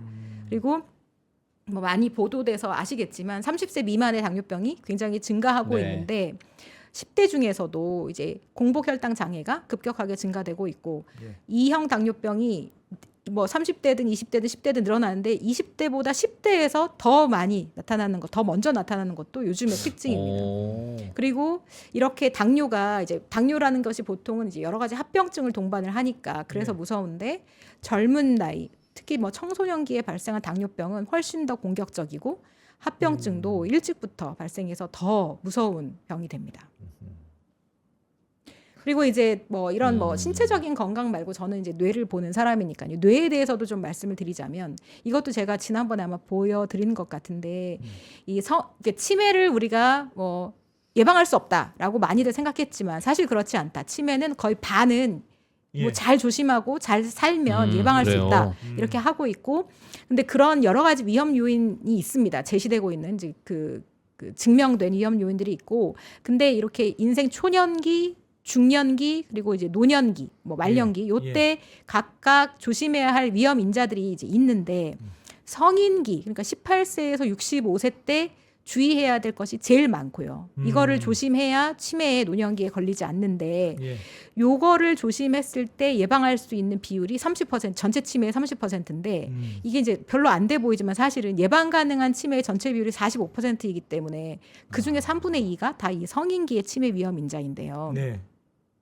이게 결국 고지혈증, 당뇨, 고혈압, 비만, 운동 부족, 우울증 뭐 이런 겁니다. 그러니까 아까 말했던 그런 뭐 그 이제 소아 청소년기에 이런 문제들이 생긴다. 그것도 굉장히 빠른 시기에 생겨서 그것이 굉장히 나쁘게 진행이 된다. 오랫동안 진행이 된다 했을 때 이게 뭐 신체적으로도 문제가 많지만 뇌 측면에서도 매우 나쁜 결과를 초래한다라는 걸 알 수 있죠. 이야. 저 중에서는 운동 부족이 매우 크다 하고 보세요. 운동 부족은 이제 운동 부족이 단일 그 요인이기도 한데요. 예. 운동 부족 그러니까 운동을 부족하지 않게 운동을 충분하게 하면 사실 고지혈증이나 당뇨나 고혈압, 비만, 다 좋아지니까. 우울증 이런 것들이 상당히 개선이 많이 되죠. 그러니까 좀 연관성이 많습니다. 그래서 네, 뭐 독립적으로도 운동을 하지 않는 것이 문제지만 또 이걸 해결함으로써 다른 데에도 같이 좋은 영향을 할 수 있기 때문에 예. 위험 요인을 조절할 수 있기 때문에 예. 여러 가지 좋은 효과를 기대할 수 있는 것이죠. 그래서 이제 제가 말씀드리고자 하는 것은 이 사람이 이제 어떤 건강한 생활 습관을 만들고 근데 이제 한번 생활 습관이 만들어지면 그걸 바꾸기란 사실 굉장히 어렵지 않습니까? 예. 근데 그 바꾸기 어려운 것은 사실 이 뇌 가소성에 그 답이 있습니다. 왜냐하면 뇌 가소성은 어렸을 때는 굉장히 활발하고 높고 그런데 나이가 들면 들수록 이렇게 떨어지기 때문에 결국 생활 습관, 뭐 루틴, 어떤 뭐 사고 방식 이런 것들을 바꾸는 거는 이 뇌의 어떤 작동 방식 뭐 이런 것들을 예. 바꾸는 건데 그 뇌가 나이가 들면 들수록 잘 바뀌지 않기 때문에 더 어려운 것이거든요. 그래서 저건 생각이 안 바뀌는 것도 저래요? 그렇죠. 생각이 안 바뀌는 것도 아까 말했던 뭐 인지적인 유연성이 뇌가 기능을 잘할수록 좋은데 뇌 기능이 떨어지고 뇌 기능이 떨어진다는 건 사실 이 뇌가소성도 떨어졌을 가능성이 굉장히 높기 때문에 인지적인 유연성 떨어지니까 생각도 잘 바뀌지 않고. 그야말로 머리가 말랑말랑하다는 네, 지 않고 네. 점점 굳어진다는 뜻이네요. 그게 굉장히 이제 비유적인 표현인데 사실 뭐 맞는 말입니다. 그래서 저는 이제 이런 건강한 생활 습관을 나이 들어서 하기보다 어렸을 때부터 해야 된다라고 생각하고 이것이 이제 이럴수록 유리하다. 예, 어려야지 사람이 쉽게 바뀌고. 그다음에 말씀드리고자 하는 건 이게 보면 이제 부모가 비만하면 아이가 비만합니다. 그래서 어머니나 아버지가 고도 비만이면 자녀가 비만할 확률이 5배 이상 증가하고요. 와. 뭐 부모의 비만과 자녀의 비만이 그냥 같이 간다 뭐 이런 거고 그다음에 이제 여아의 경우 딸은 엄마한테 영향을 더 많이 받아서 엄마가 비만하면 이제 딸이 뭐 더 훨씬 더 높게 비만 그러니까 예. 뭐 아빠도 영향이 있지만 딸은 엄마의 영향을 더 많이 받고 또 반대로 남아는 아빠의 영향을 더 많이 받습니다. 아하. 예, 그래서 또 동성 왜일까? 부모의 영향을 많이 받아서 제일 가까운 롤 모델이라고 생각하나? 같이 먹을 거 아니야? 그렇죠. 같이 먹고 생활 패턴도 같고 예를 들면 뭐 지하 주차장에서 어디까지 걸어가는데 누구는 걸어가고 누구는 차로 가지 않잖아요. 예. 그렇죠. 똑같이. 그러니까, 왜 네, 그럴까, 가려면 다 같이 가고 근데 차로 가려면 다 딸은 같이 엄마 따라가고 예, 아들은 그러니까 아빠 따라가고. 이제 아마 그게 이제 롤 모델 그러니까 그 본인의 본보기로서 부모가 동성 부모가 역할을 하기 때문에 특히 이런 그 동성의 그런 영향이 더 크다라는 걸 알 수 있고요. 그래서 네 이제 왜 그때 그런 것만 아빠를 닮아? 성적은 네. 네. 그래서 이제 이렇게 저희가 신체 활동이 얼마나 중요한가, 특히 우리나라 뭐 전반적으로도 신체 활동이 부족하지만 특히 소아 청소년의 경우 더더욱 그러하다는 말씀 드렸고요. 예. 근데 신체 활동이 부족한 데는 사실 우리가 자꾸 편안함을 추구하는 그런 것들이 있어서인데 그거에 대한 내용을 좀 잠깐 말씀드리고 이제 오늘 말씀을 마치도록 하려고 합니다. 네. 이 실험은요. 1000개의 동그라미를 대상자들한테 보여줍니다. 근데 보시다시피 파란색도 있고 보라색도 있고 조금 두 개가 섞인 색도 있고 그렇지 색깔 않습니까? 차이가 크진 네, 않은데요. 크지 않고 예. 파란색과 보라색 사이에 여러 가지 색깔의 동그라미를 1000개를 보여주는데요. 예. 그래서 찐 파랑부터 찐 보라까지 어. 이렇게 해서 이 중에 이제 네가 파란색이라고 생각이 되면 동그라미를 해라 이렇게 아하. 이제 시킨 거죠. 예. 그래서 이건 파란색이니까 동그라미, 요거는 아닌 것 같으니까 X. 예. 그다음에 또 요것도 뭐 이런 식으로 어허. 한 겁니다. 예. 근데 어떻게 이렇게 칼로 딱 자를 수는 없어요. 그러니까 연속된 파란색부터 보라색까지 일련의 색채이기 때문에요. 예. 근데 이제 처음에는 이렇게 좀 쉬워요. 쉬운데 200번째부터는요. 요렇게 좀 이 사람들이 살짝 바꿨습니다. 그래서 처음에는 파란색과 보라색의 비율이 적절하게 섞이게 주다가 점점 파란색 동그라미를 덜 보여주기 시작합니다. 이제 보라색에 가까운 동그라미가 더 많이 나오기 시작해요. 예. 근데 처음에 이제 전체적으로 다 비슷하게 보여줄 때는 사람들이 요만큼만 파란색이라고 봤어요. 근데 파란색 동그라미가 점점 적게 나오니까 이제는 여기까지를 파란색이라고 보기 시작합니다. 더 많이. 네, 더 많이. 막 이제 열심히 찾은 처음에는 거구나. 보라색이라고 해놓고 이제는 파란색이라고 다 저 정도만 하면 파래. 맞아. 네, 열심히 네. 찾은 거네. 네. 어. 이제 그런 모습들이 있었고 그래서 처음부터 끝까지 1000개의 동그라미가 다 이렇게 분포는 똑같았는데 예. 이거를 어떤 빈도로 보여줬느냐에 따라서 응답이 이렇게 갈리는 게 다르다. 나와요. 네. 그래서 파란색 동그라미가 드물게 나오기 시작하니까 그 전에는 파란색이 아니라고 했던 동그라미까지 이제는 파란색이다라고 답을 하는 모습이 네. 있었고요. 왜 저러지? 그 다음에 이제 두 번째도 비슷한데 800개의 얼굴을 보여줍니다. 근데 좀 무서운 얼굴과 무섭지 않은 얼굴 이거를 이제 컴퓨터로 만들어가지고 좀 애매한 얼굴도 만들어주고 이렇게 해서 총 800개의 얼굴을 보여주고 이때도 이게 무섭니? 안 무섭니? 이거를 이제 물어본 거죠. 그래서 무섭다 이렇게 하는데 그 200번째부터 무서운 얼굴을 좀 드문드문 보여주기 시작합니다. 그랬더니 마찬가지로 무서운 얼굴이 드물게 나오니까 그전에는 이 사람은 안 무서워라고 했던 사람의 얼굴까지도 무섭다라고 답을 하는 모습이 왜 보이죠. 그럴까요? 난 당연히 그럴 것 같은데. 당연히 그럴 것 같아요. 그럼. 왜? 그 상대적인 거잖아요. 무섭다 안 무섭다는. 다가 상대적으로 그런 게 적으니까. 그럼. 그러니까 옛날에는 하루에 한 번만 때리는 선생님은 아유 무서운 선생님도 아니었지. 요즘은 매일 때려? 미친 선생님 아니야? 라고 생각하는 거랑 비슷한 거 아니겠습니까? 네. 네. 요것도 시켰습니다. 예. 우리 그 저희 이제 연구를 하면 연구 계획서를 써야 되거든요. 근데 네. 그 연구 계획서에 중요한 게 과학성이 있느냐, 그다음에 윤리성이 있느냐 이걸 봐야 돼요. 그런 거. 근데 이 연구 계획서 240개를 무려 보여주고 이게 윤리적이다 아니면 이건 정말 비윤리적이다 이거를 검토하게 하고 비윤리적인 걸 골라내라 이렇게 했는데 역시 마찬가지로 비윤리적인 연구 계획서를 덜 보여주기 시작하니까 이제 아시겠죠. 그 전에는 이거는 윤리적이라고 했던 것까지 이제는 다 비윤리적이지 이렇게 이게 똑같이 이런 모든 그런 비슷한 모습들을 보입니다. 예. 아까 이프로님께서 말씀하셨는데 그 상대적인 거 때문입니다. 사람의 뇌는 효율이 굉장히 중요하기 때문에 상대적인 비교를 하도록 진화가 되어 있거든요. 그래서 그 문제가 얼마나 빈번히 나오느냐에 따라서 사람은 기대치를 조절하게 되고요. 예. 그거를 이제 이 연구자가 뭐 prevalence induced concept change라는 말로 이제 표현을 하게 되는데 아까 예에서 보여드렸던 것처럼 위협적인 얼굴이 드물어지면 처음에는 뭐 중립적이라고 봤던 얼굴까지 위협적이다라고 대답을 하고 비윤리적인 연구 계획서가 드물면 이제는 윤리성이 모호한 연구 계획서까지 이건 확실히 비윤리적이다 이렇게 답변을 하게 된다는 거죠. 그래서 문제는 뭐냐? 점점 문제가 적어지면 우리가 문제가 적어졌으니 더 좋아졌다 이렇게 만족을 해야 하는데 오히려 반대라는 거죠. 문제라고 느끼는 기준점이 낮아지기 때문에 더 불만스러워지는 겁니다. 야, 학교에서 선생님들이 덜 때리는데 더 불만이 많은 거네. 더 무서운 환경이라고 하고, 네, 얘기 더 안 해줬나요? 무서운 환경이라고 생각하는 거네. 그러니까 네. 옛날에는 매일 때렸는데 평소에 여자친구한테 어. 아무것도 안 해주는 거예요. 어. 맨날 더치페이 하게 하고 어. 선물도 안 해주고 그러다가 갑자기 한 번 잘해줘. 그러다가 생일날 뭐 하나 해줘. 오늘 네 생일이니까 오빠가 집에까지 데려다 줄게. 어. 그럼 막 기준- 감동 안 되는 거 기준점이 아니야. 넘어나서 기준점이 낮아서 그런 거지.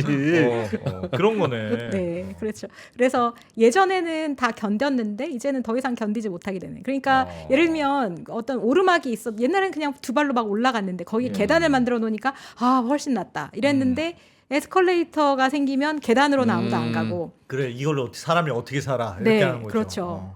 엘리베이터가 생기면 이제 에스컬레이터도 가지도 않고 이렇게 되는 거죠. 그래서 기술이 발전을 하면 사회는 편해지고 예. 그런데 사회가 편해지면 사람들은 아 우리 사회가 이렇게 편해졌고 기술이 발전한 덕분에 고맙다 이렇게 느끼는 것이 아니라 오히려 불평불만이 더 불만이 늘어나고 커지는.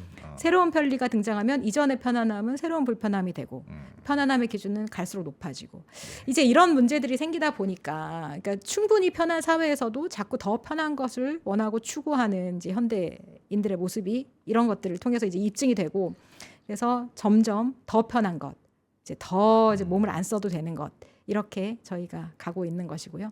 그래서 뭐 그런 문제로 뭐 가전이나 이런 것들이 점점 발달해서 살기 편해졌지만 사실 우리는 그만큼 칼로리를 덜 소비하고 그 다음에 신체 활동도 당연히 줄었으니 칼로리를 덜 소비하고 예. 이런 것들이 결국에 우리를 더 이제 비만하게 만들고 더 건강하지 못하게 만든다라는 점이고 이게 이제 현대인이 이게 일반인 그리고 이제 시골에서 사는 사람 이게 군인 그리고 이게 운동선수인데요.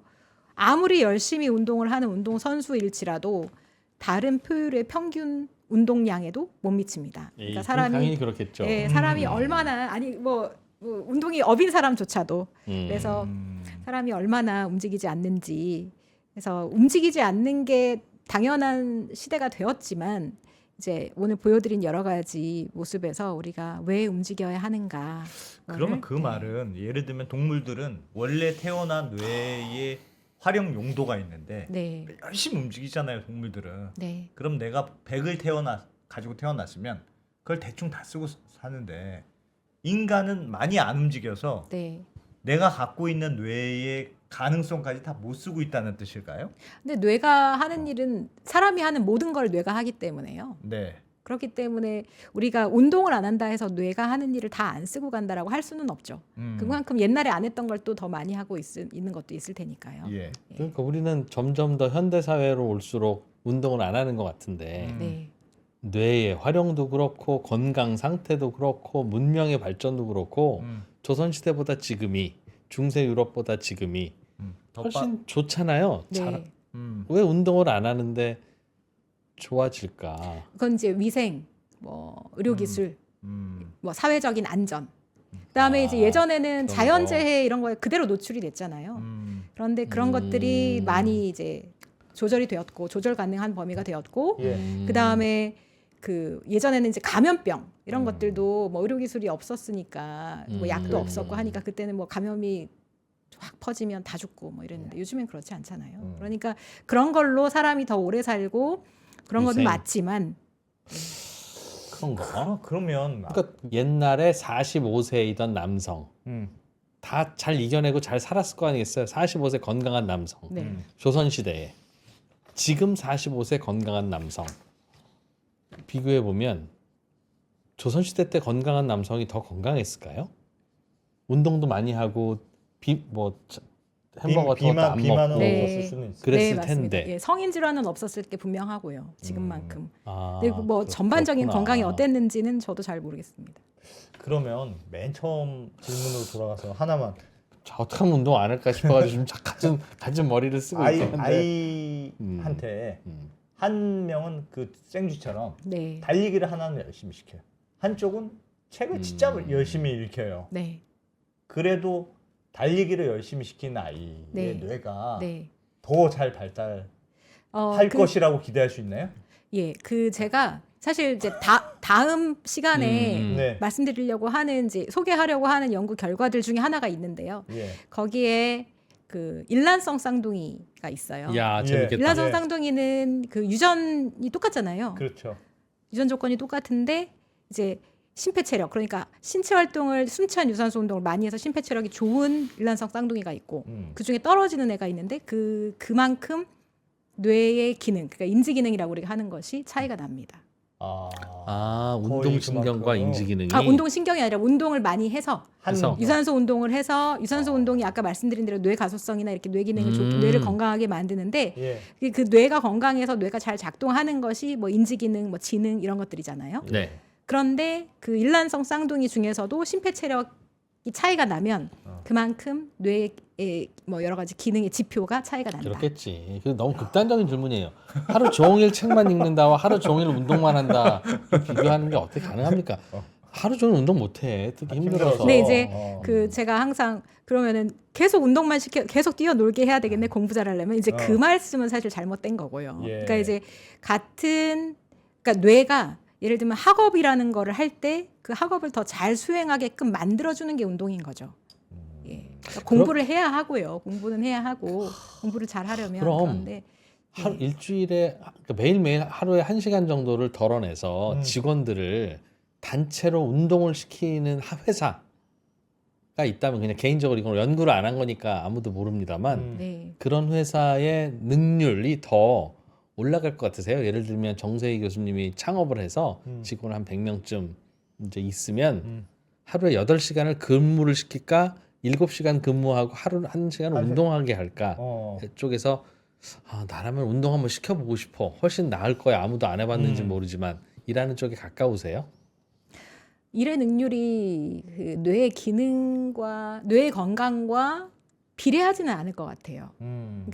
그러니까 이제 제 개인적으로 보면 저는 확실히 운동을 그래도 오래 해서 저의 일의 능률이 더 올랐다고 생각을 하는데 어떤 회사 단위의 능률을 보면 일의 능률을 꼭 어떤 개인의 뇌 건강로만 할 수는 없잖아요. 예를 들면 화합이라든지 그렇죠. 네, 그래서 너무나 다양한 그것이 있기 때문에 그걸로 보는 거는 뭔가 적합하지 않을 것 같아요. 교수님은 교수님이야. 보통 이 프로가 이 정도 물어보면 예 그럴 가능성이 있다고 생각합니다라고 하면 얼마나 자연스럽게 되게 정확한 마무리가 돼. 대답이시긴 근데 하네요. 맞아. 그렇지. 정확한데. 근데 예를 들면 본인은 왜지만 같이 운동하면서 이렇게 화합도 좋아지고 그렇죠. 팀워크도 네. 좋아지고. 근데 이제 그런 것 그 중에 사실 그 운동을 본인들이 다 원해서 하는 운동이 아니잖아요. 예를 들면 하고, 상부의 그래. 지시로 퇴사하기로 인해서 퇴사하겠다. 내가 원치 퇴사하겠어. 않는데 예. 그렇지. 여기가 군대냐 이러겠다. 그러면 그게 꼭 화합으로 이어지지는 않을 가능성도 있습니다. 맞아. 그러네요. 극단적인 사례. 알겠습니다. 야. 그래서 이제 오늘 제가 그냥 말씀드리고자 하는 것은 예. 이제 몸을 움직이는 것의 가치가 굉장히 크다라는 것.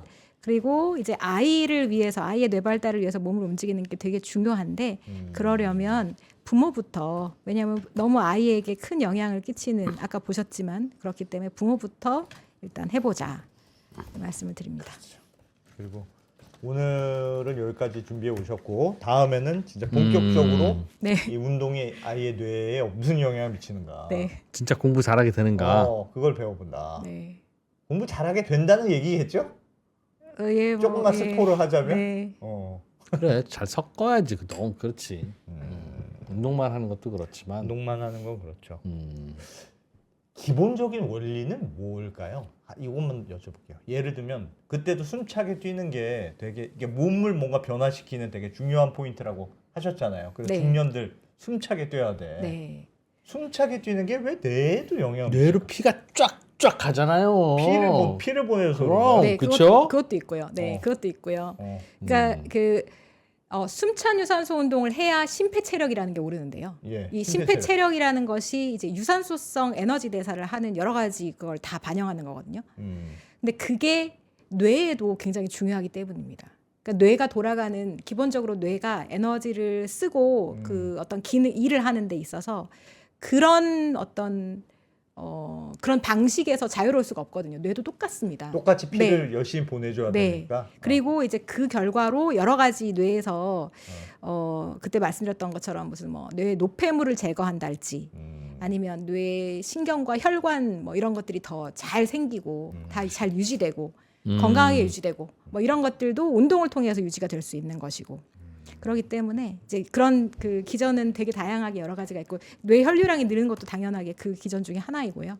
예, 그렇습니다.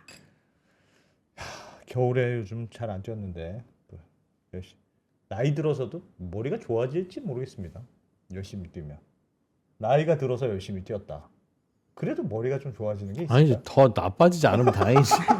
좋아지는 늦었고 그거는 얼마 됐잖아요. 30살까지 30살까지만 영향이 있다. 안 나빠지는 게 어딘데. 그래, 안 나빠지는 게 어디냐. 네, 서울대학교 정세희 교수님 오늘은 1부였고 네. 다음 시간에 또 모셔서 맞아 2부 준비해 오신 것도. 선행학습만큼이나 아무리 양보해도 선행학습만큼이나 운동이 운동이 중요하다. 중요하다. 운동은 진짜. 왜 애들 그렇게 이것도 시키고 저것도 시키는데 안 되지? 그거 한번 지 아빠 생각해봐. 닮아서 그런가? 라고 한번 생각할 생각해봐. 때 혹시 운동량이 부족한가는 매우 현명한 의문일 수 있다. 그런 얘기인 것 같습니다. 그래.